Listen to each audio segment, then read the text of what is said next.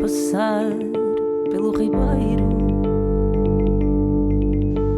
Hi, Duncan. How is it going? It's, yeah, I don't even know how to answer that question nowadays. We've had enough practice, but it's still have to think about it, don't you? You have to, it's going. I mean, a friend of mine recently said, I can't complain, although I am probably more miserable than I've ever been in my life, which is a way of summarizing how I think we're all feeling. That in the grand scheme of things, it's we're fine. We're totally fine. We're lucky. I'm feeling very fortunate and very grateful for the things that I do have and all of that. But it's really hard. It's really hard and exhausting and stressful and just this huge unknown about, particularly in our industry, what we should be doing, what we could be working on, what we should be reading and thinking, what form is the industry going to take once we're out of this? These are all questions I don't have the answers to, but I'm hoping you might be able to answer some. How are you doing? I'm fine, but I don't have any answers. I just have questions, you know. It's time for questions. Okay. And as you, I feel that I'm very privileged because I have everything that I need to survive, to live. I've got a lot of work, but despite that, I cannot say I'm feeling so good. I'm so fine. Yeah. I'm lost. Yeah. Very lost. I feel that I never been lost like nowadays. No, and just to don't go into that mood from the beginning, I have a question for you. It's like, which are your every brilliant things right now, Duncan? Good question. Lego. I'm doing a lot of Lego with my 6-year-old son, and I'm remembering how great Lego is, how great it is. Those little pieces and the click of them. It's not so great standing on them in the darkness, but it's, building something and seeing his little brain working. I'm enjoying that. I'm enjoying reading. That's always going to be one of my every brilliant things, but I'm enjoying catching up on plays that I didn't get to see and imagining the productions and the productions that would have been, and cocktails. We're just perfecting cocktails, so that's helping. I mean, probably too much, but they're the three that come to mind at the moment. How about you? I'm drinking a lot of cocktails too. I learned to make margaritas during the confinement. Yeah, that was ours as well. That was our go-to. Yeah. And one of my brilliant things, it's like feeling the air on my face. I love to walk, and I used to walk a lot. I'm walking a lot too, but now I'm wearing the mask. And all the time it's like I need the air on my face. And it's something that I never realized. I realized about that need or about that feeling the first day that I was allowed to bike. And I was biking from home to the beach. And you feel... and I was biking like, wow, the air on my face. Yeah. And I was very, very moved for that. It's very simple.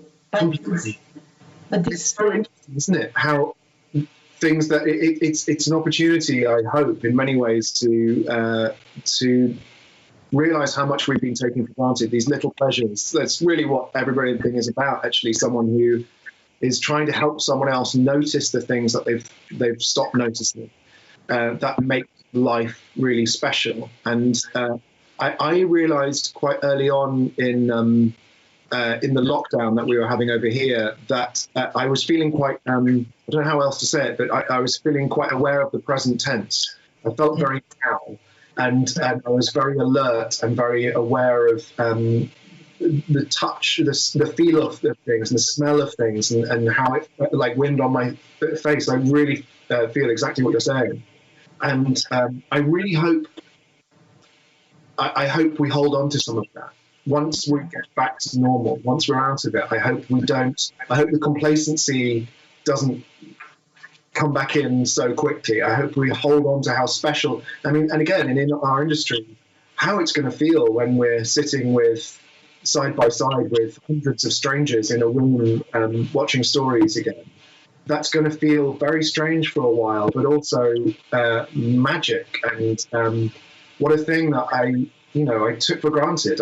There would be so many occasions where I couldn't be bothered to go to the theatre, or there was a play that I knew I should see, but I didn't want to give up the time or the money or the effort to go and see it. And now I just think, what a luxury it is to go and do that, and it's going to feel really special. I think a lot of big things and small things are going to feel very, very special in a way that they haven't for a long time. And I think, yes, I know it's easy to go down the bleakness hole of despair and anxiety, but also I think there is so much positive that is already coming out of this experience, and we can talk about that as well. But I think there's a lot that's going to be positive and is already positive that's coming out of it.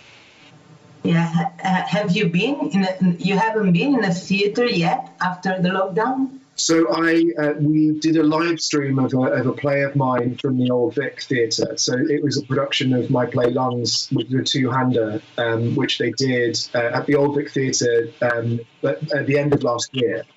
And with that play, it's quite a good fit for live streaming in a way, because partly because it's about trying to connect two people who are quite isolated, but also formally. It's one long conversation, but it spans many years, and the only clues you have that have changed place and time is their dialogue. So it moves very swiftly, and I've specified in the stage directions. Ideally, there would be no lighting changes to it signify a change in scene, or there'd be no sound cue. There's no props or costume changes. There's no scenery. It's totally empty stage. So actually getting those actors back, putting them on that stage. So we had them on the stage in their same costumes and with mostly the same blocking. Although we had to socially distance, as we call it over here. We had to make sure it was all socially distanced. So our stage manager had a 2 meter long stick. Because at that point, the rules were no one could go within 2 meters of each other, and the actors wanted to be near each other. They wanted to, sort of be close to each other. And she would go, no, stop. And she'd come in with her and her gloves and her 2 meter stick and make sure that they got further apart. But it's because it's so we had cameras. We had 2 cameras shooting from the stage into the auditorium.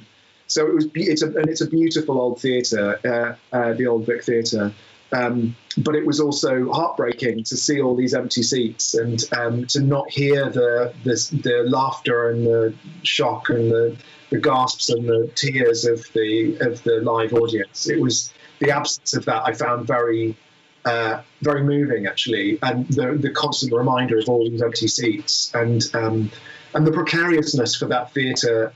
And a lot of theatres at the moment that and particularly when we did it, we had no idea of any government help, if there was going to be any.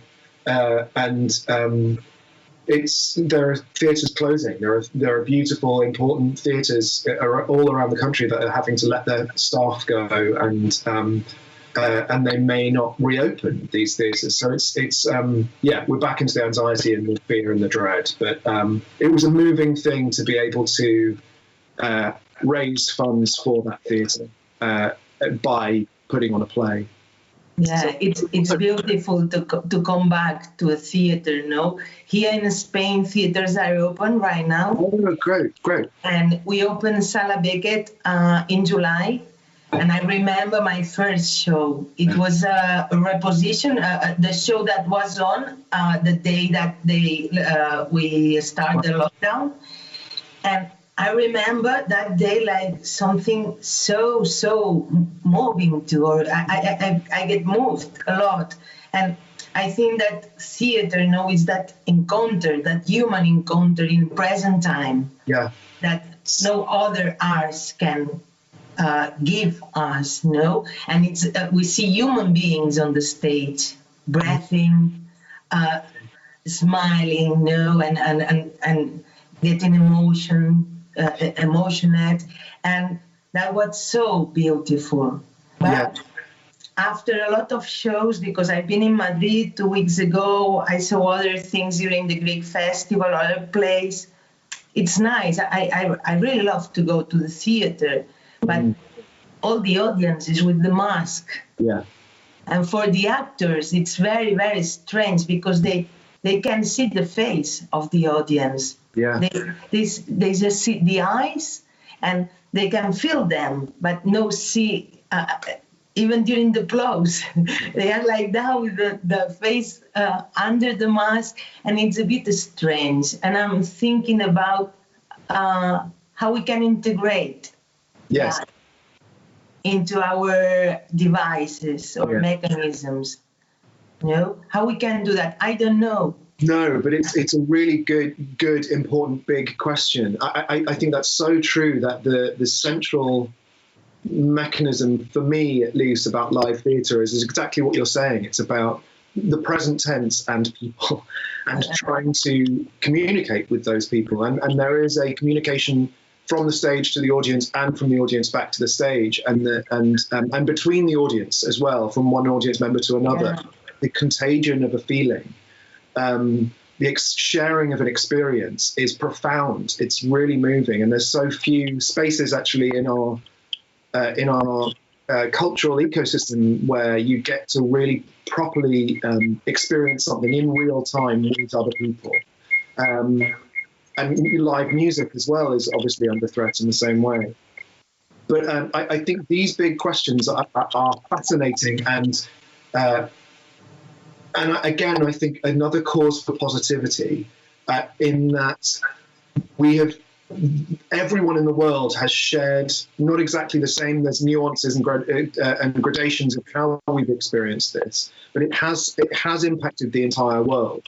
There's a commonality of experience on some level, and I think about the plays that came out of the First and Second World Wars, for example, the abstract expressionism or surrealism that came out of that, where there were, consciously or otherwise, from the artists that a sense of distrust with grand narratives, the narratives that we'd been taught, and that there's a beginning, middle, and end to every story, or that there is a meaning to everything, that there's a purpose to it, there's a moral, that you go through an experience in order to teach you something.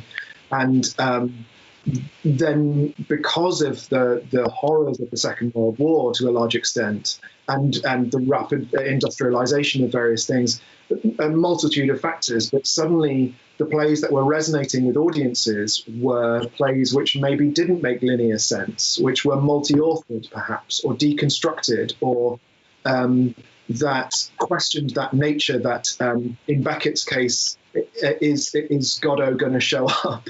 They're waiting for something. And then in the Cold War, British writers such as Pinter, or again Samuel Beckett, an Irish-French writer, it was about the threat of something happening, that we'd all lived through something going very, very badly wrong, and the very precarious piece is that big is the knock on the door that's coming, that you feel coming in every Pinter play, the person that's going to arrive, the threat of violence more than the act itself. And now I think since I suppose in Britain, after various events, certainly post 9/11 in US theatre, and now with the rolling news cycle and Twitter and news alerts flashing up on our phones, it doesn't feel like our narrative, our experience of living on planet Earth at the moment is one of waiting for something that might happen.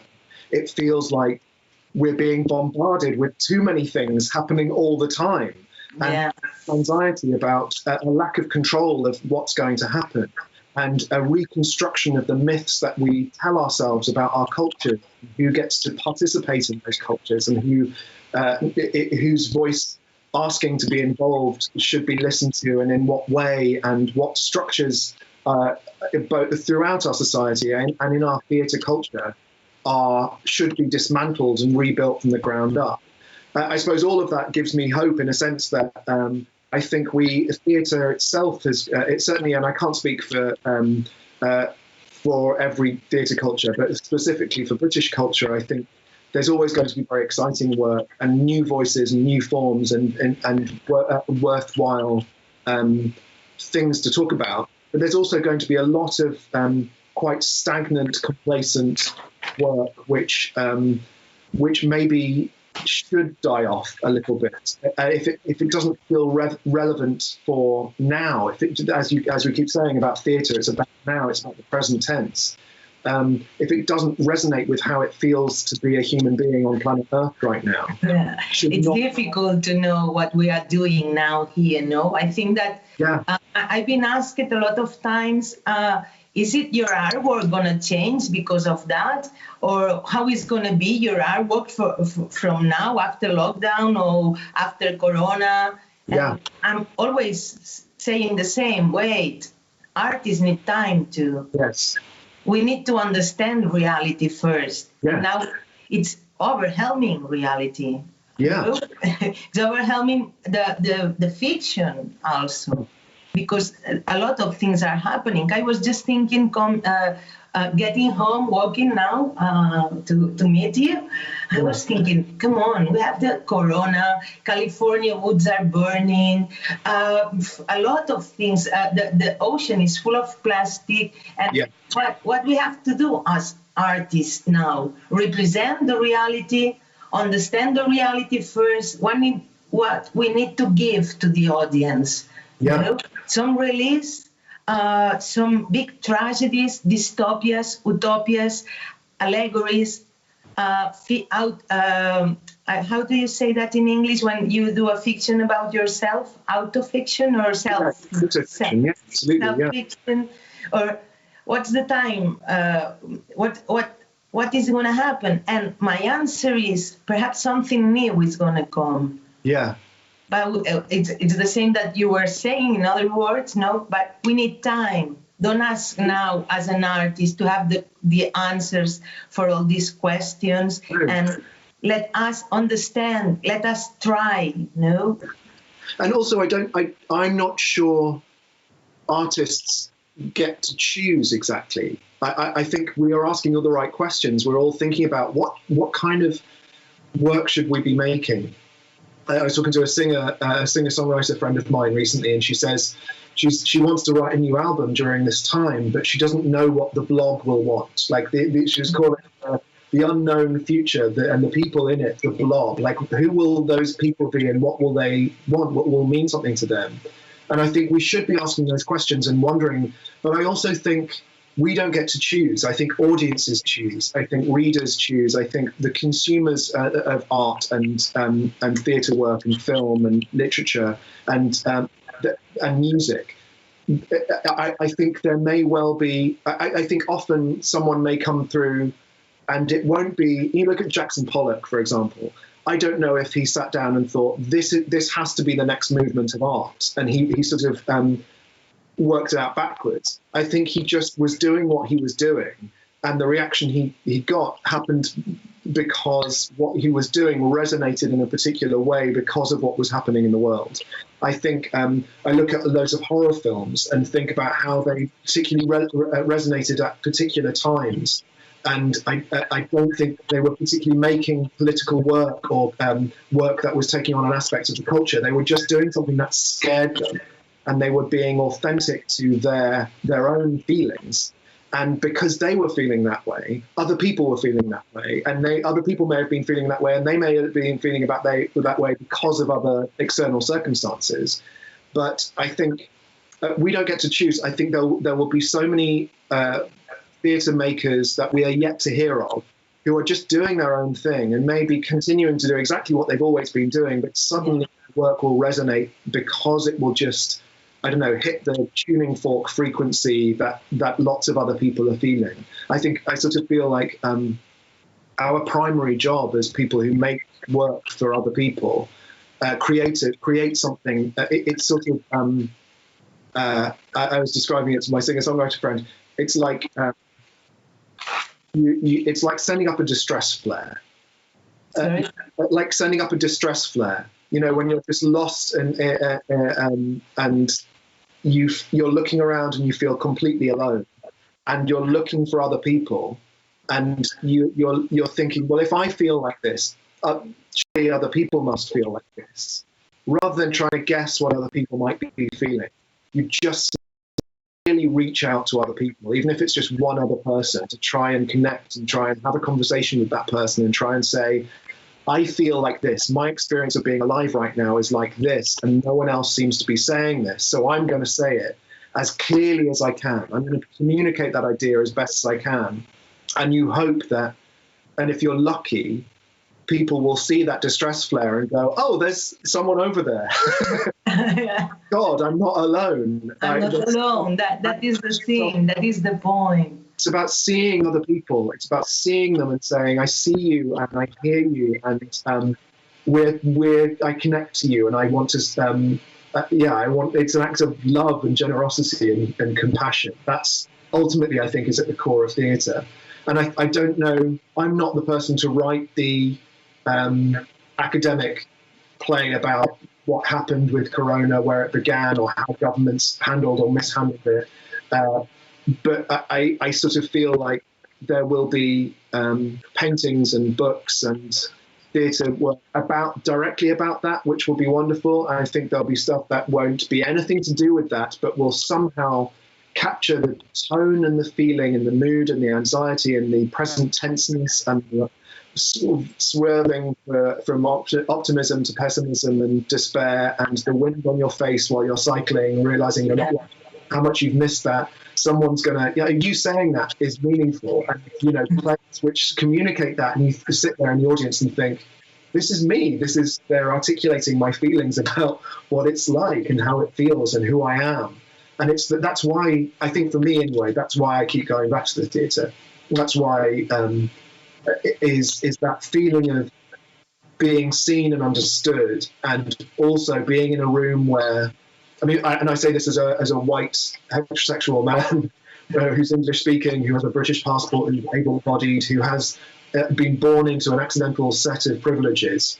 I think one of the most profoundly moving experiences you can have in a theatre is feeling like other people are being seen and spoken to and presented on stage accurately and lovingly, even if it isn't within your own lived experience. And that, and even more so that the exercise, the sort of emotional, intellectual, what's the word I'm looking for? Empathetic exercise. Yeah. That you're required to do when play is sort of necessary. It's a cultural necessity. Yes, it's medicine for our souls and our spirits. And I have a sentence that I just copied from an interview that I read to Peter Brook, and it is like this: every form of theater had something in common with a visit to a doctor. On the way out, one should always feel better than on the way in. Yes.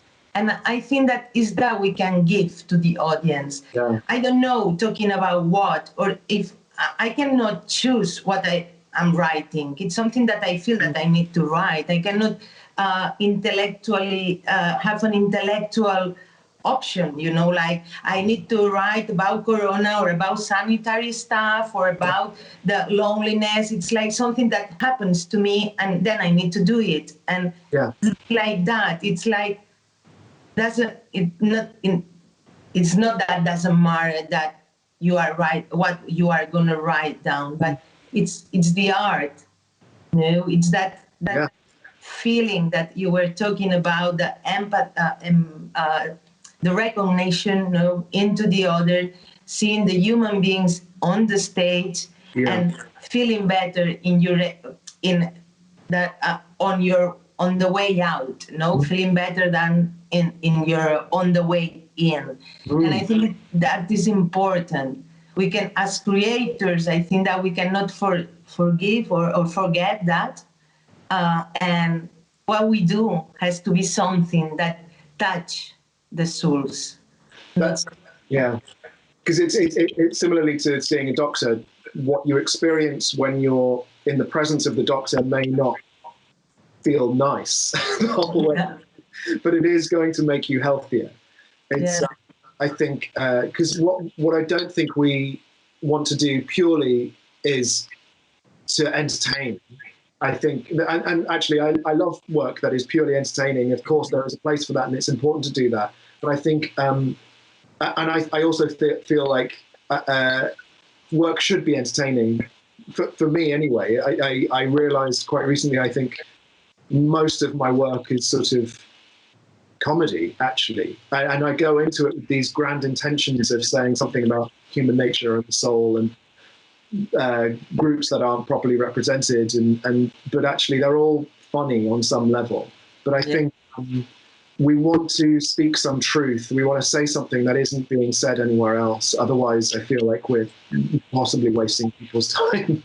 Yeah, and it's good that you just mentioned comedy right now, because I think that we can talk about a lot of serious things with comedy, and I feel that we need more comedy than ever, because we are sad.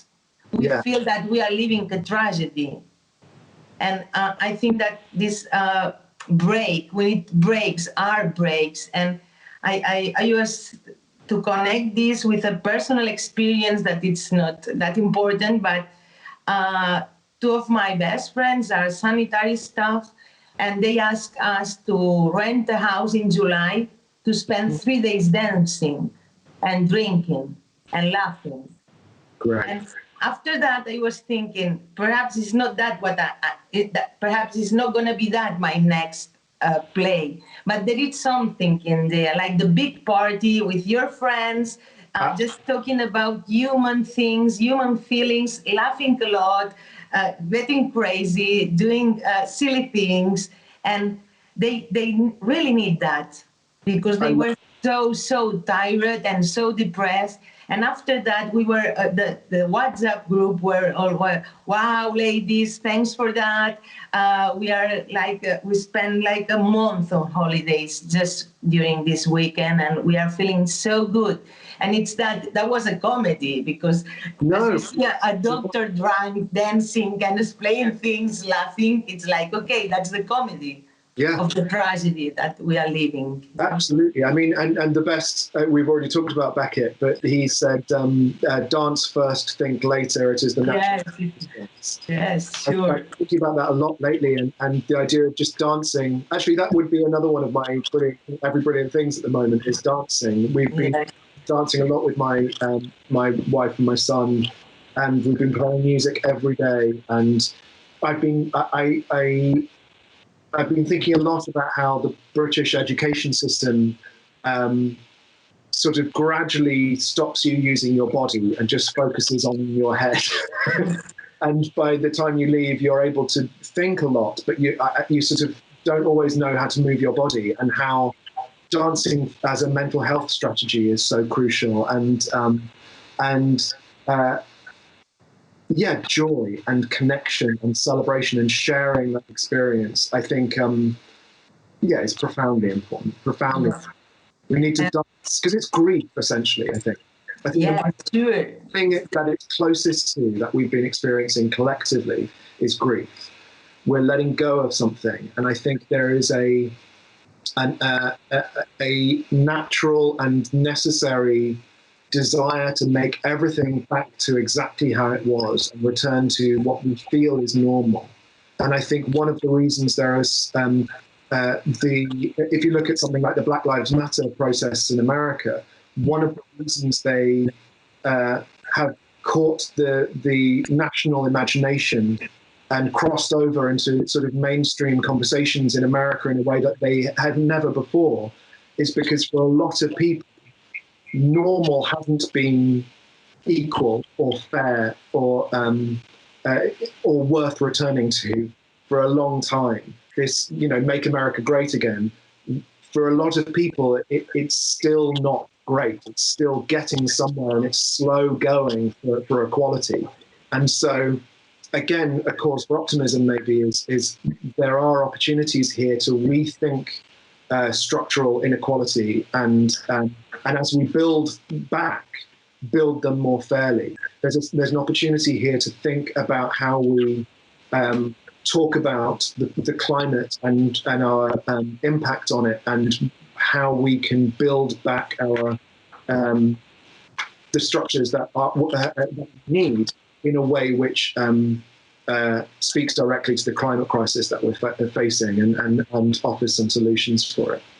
Yeah, and it's significant that Black Lives Matter movement starts now during that crisis, the coronavirus crisis, and during the Trump president. And I think that the crisis amplify the lacks of the systems, no? And the crises are bad. Nobody wants a crisis. We are all scared about the crisis and everything. But there is something good that I don't want to be naive, saying, oh, everything is going to be better after that, because it's not going to be. But there is something that the crisis prevents you, alerts you, or shows you more bigger than it was, no? It's made a lot visible. And of course, because the systems are structurally weighted unfairly against Black and minority ethnic people, against gay people, against women, against the elderly, that they are always going to be, when something like COVID happens, of course, the first first victim in America, I think, was, sorry, I'm just going to turn my light on. The first victim was a Black woman in the UK, that Black and minority ethnic people have been disproportionately bad. They've lost their lives. They've lost their income disproportionately to anyone else, because the systems are structurally unfair and weighted against them. And I think that's become far harder to avoid. And I think there's something else as well, which connects what we were talking about recently, that it's interesting. I've done a lot of work in America and in Germany and in the UK. And in Germany, and this is a big generalization, but you feel that is a country where large aspects of that culture have dealt with the recent past and their complicity of what happened in the First and Second World Wars. And they have used their culture in particular to evaluate their cultural narratives and their sense of nationhood and their sense of identity. Yes. And they've deconstructed stories and they've multi-authored things, and they've removed spectacle to a large degree. You can't generalize about German theatre at all, or German people, of course.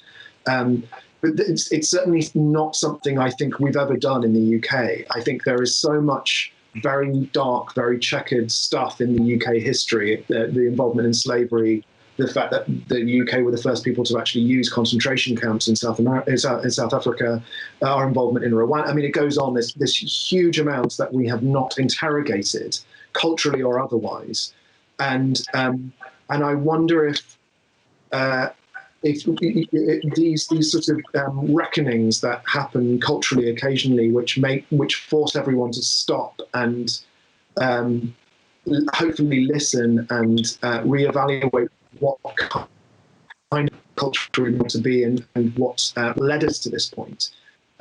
We're still quite a nationalistic country, and voting for Brexit recently, and we still have this myth that we are exceptional.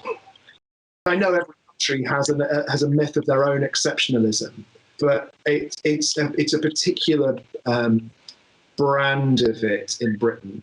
And in America, of course, and you're seeing the toxicity of that in America, that their version of what American exceptionalism is, what British exceptionalism is, which is which is against other people, against other people from other places in the world, people from different lived experiences and lived backgrounds.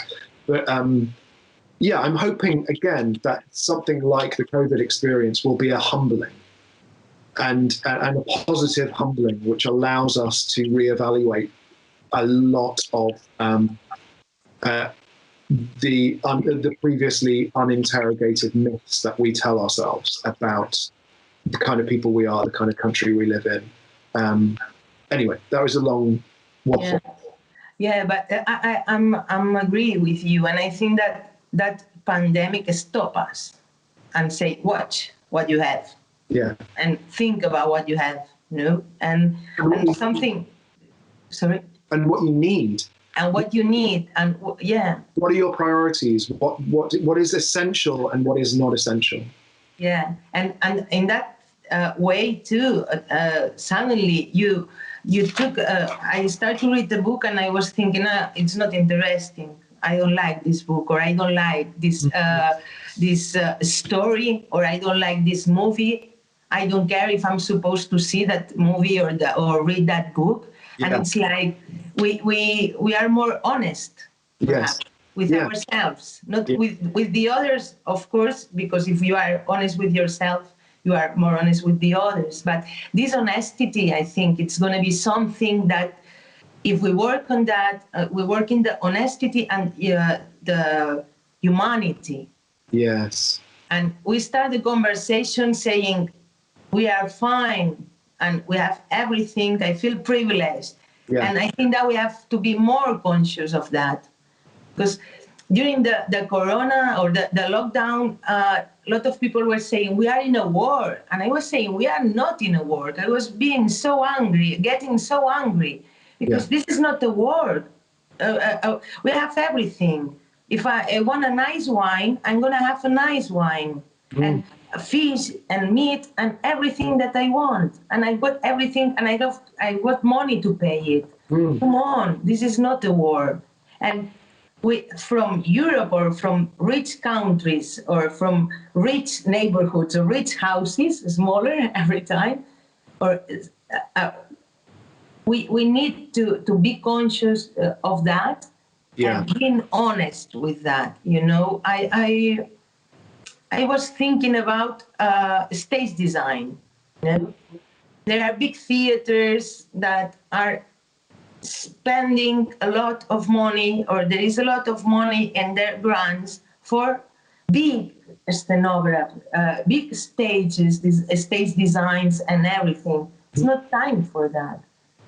For me right now, never, but for me more than ever. It's not time for that, because here in Spain, for example, the public administrations,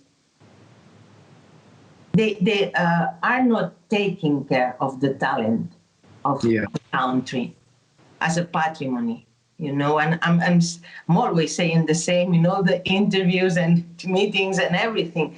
But I think that if you have a country where your artists are poor, they have to work in other things, you don't give money for the creation. Yeah. And you just give money for big things, big shows, or in a public theater, they spend a lot of money in a big design or a nice design, expensive design for the stage, then something is not working, and now more than ever. And I don't know how... I'm sorry because I'm going from one point to another, but I was thinking about Germany. I've been working in Germany just for 15 days a lot of years ago, and it was the 2008 crisis. And I arrived there, and the theater was in a little village. There were just 90,000 inhabitants, and they had 150 persons, staff, working in a public theater. Yeah. I'm from an island, and my island is just 90,000 inhabitants, and perhaps there are 10 people working on all the public theaters around the island. And I was thinking, come on, there is something that we need to think here in Spain and all around the world, how we treat the artists. Because now that the world is moving around crazy fast, I think we are the creatives, and the world need new ideas, new ways to face the reality, new and people analyzing in a creative way what is going on. And I think that we need the public administration support more than ever too. Yeah, absolutely. Absolutely. I think in Britain there's, I mean, to generalize again about my own country, but we have you know, the word squeamishness. We feel, we wouldn't like to think of ourselves as artists. No, you know, don't get people say, well, I'm an artist, you know, proudly. We feel a little bit silly saying that sort of thing. But similarly, you wouldn't get anyone working in theatre saying, I'm just in it for the money. I want to get really rich and famous, partly because that's hard to do in theatre, but also, whereas in America, there's much less, it feels like there's much less squeamishness about saying, I want to be successful, I want to be recognized, I want to make a decent living from it, I want to, you know, I want my work to resonate and to be seen by lots of people, and I want it to go on in big commercial houses, and I want to make money from it. And I know people who can say that. I don't think you have anyone. It's rarer to find people, I think, in London say, I really want to just have a show on in the West End that makes loads of money, or just an artist. I'm just purely an artist. And then in Germany, you know, there's no anxiety, or no one feels silly about saying I'm an artist and I make art and I'm trying to do something of value with a sort of soul value and integrity and authenticity and with the work I make. I don't know if you have equivalent sort of cultural baggage about either commercial work or feeling like you're on the other end of the scale, or making working in theatre in that way, or if that's going to change because of what we're going through with COVID. I don't know.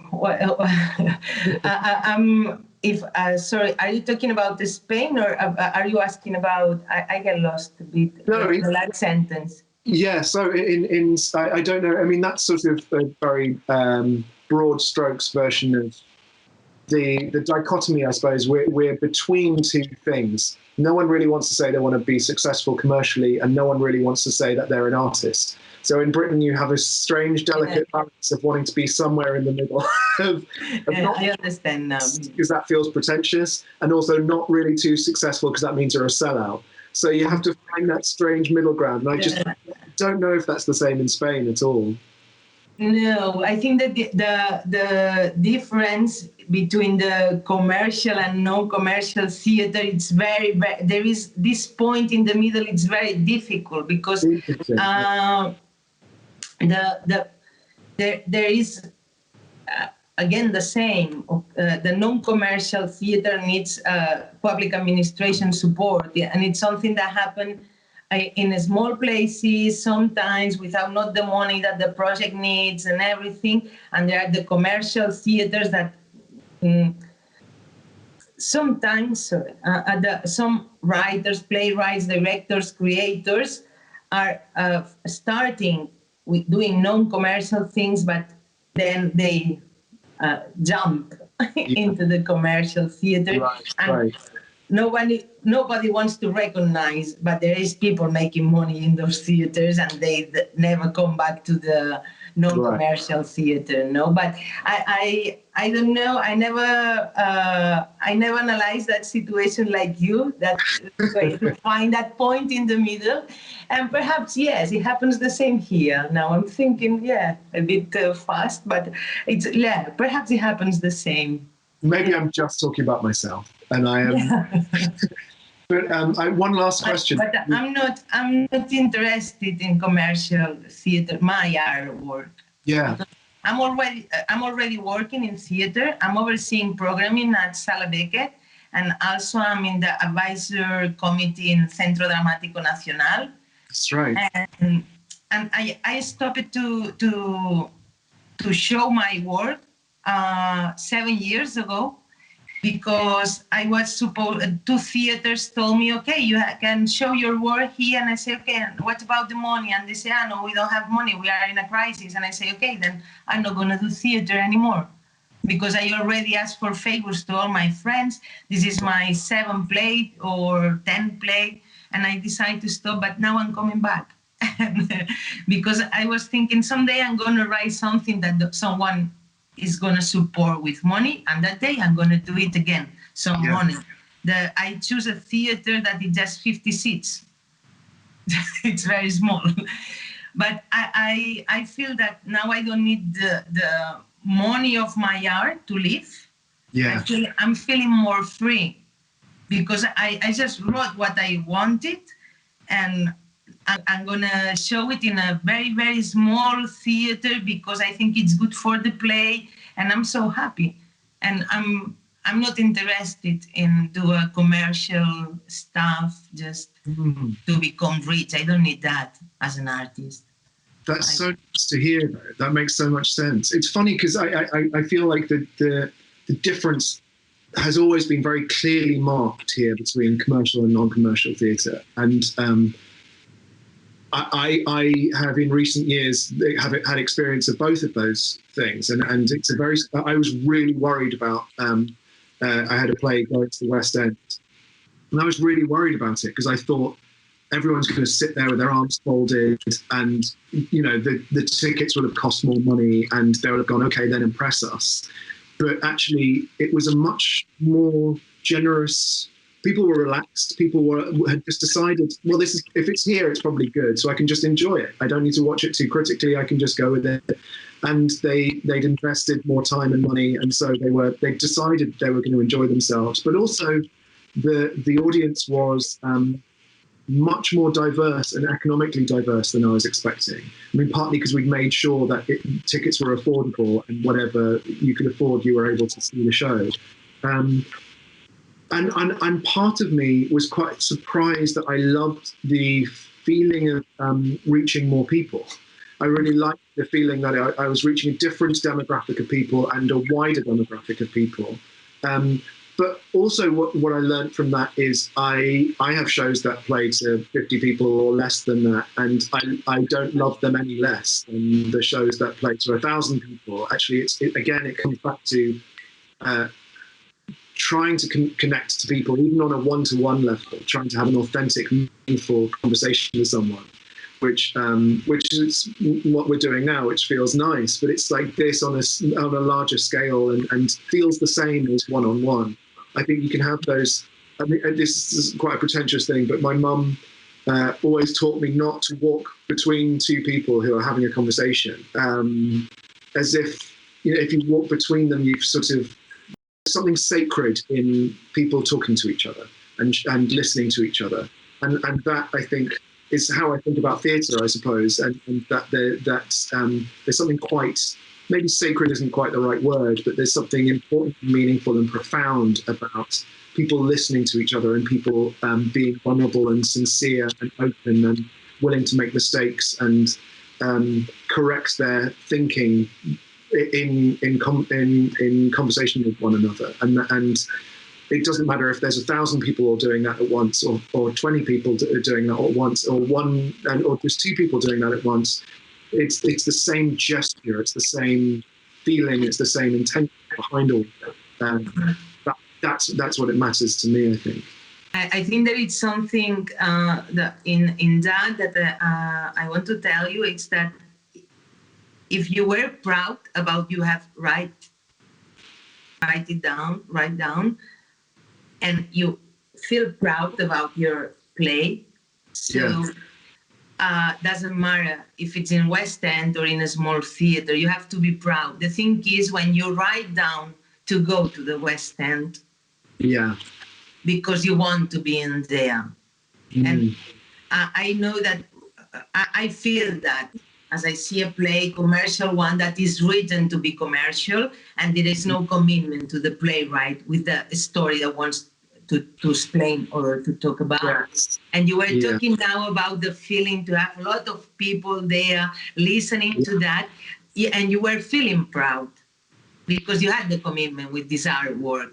And the thing is, when commercial art is not, is without commitment, you know. And I think now is time, days 21st of September, to have commitment with the artwork and where we put, you know, or where big theaters, small theaters, public administrations, where they put the money, which are the stories we are telling, and from where they alive, you know, or get, yeah. So can I ask you one last question? Which, yeah, sure. Have you found were you working on something before lockdown, before the quarantine happened, that has now changed direction? Or have you started on something since it all began that you wouldn't have started on beforehand? Have you managed to write anything during this time? It's, you know...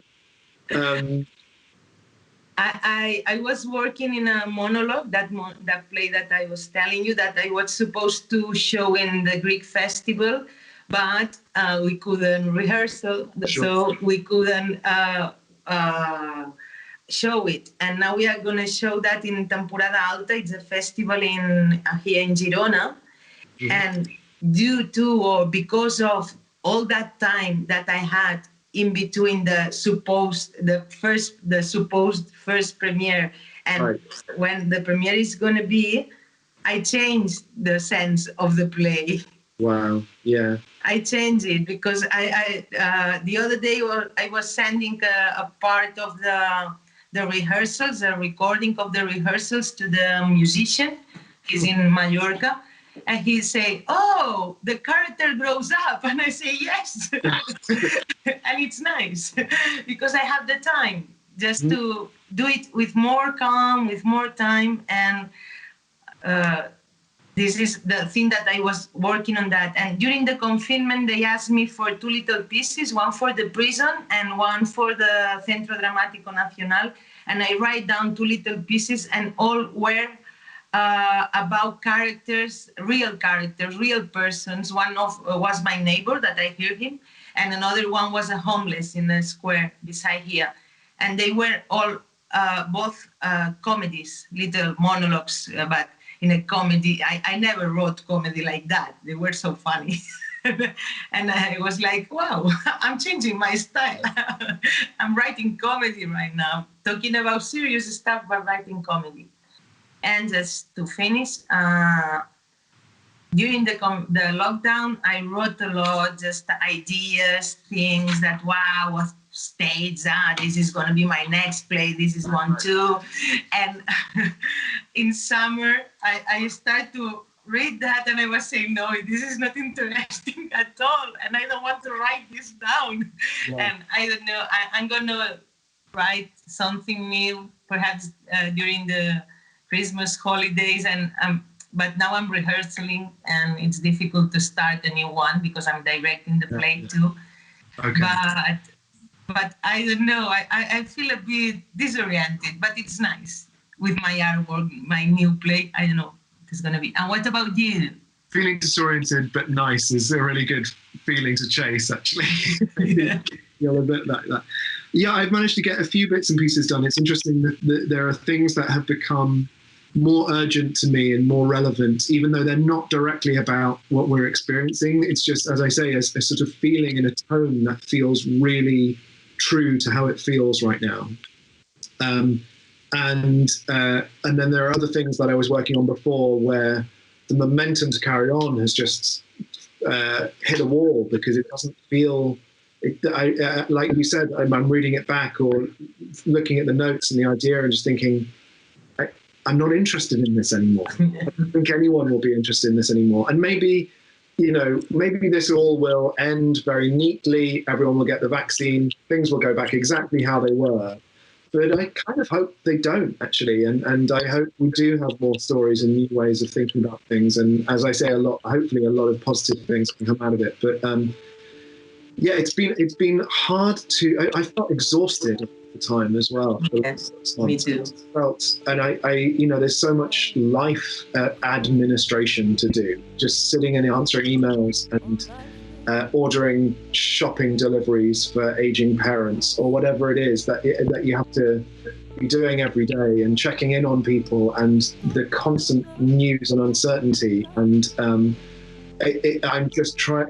I feel confident that I'm metabolizing that, and that feeling, if I'm true to it, if I manage to get that into some work, there will be at least one other person who reads it and thinks, yeah, that's me too. Thanks for saying it that way. That's what I'm holding on to. Okay, Duncan, it has been a pleasure. It's such a pleasure to meet you and talk to you. This has been really joyful. Thank you. Yeah.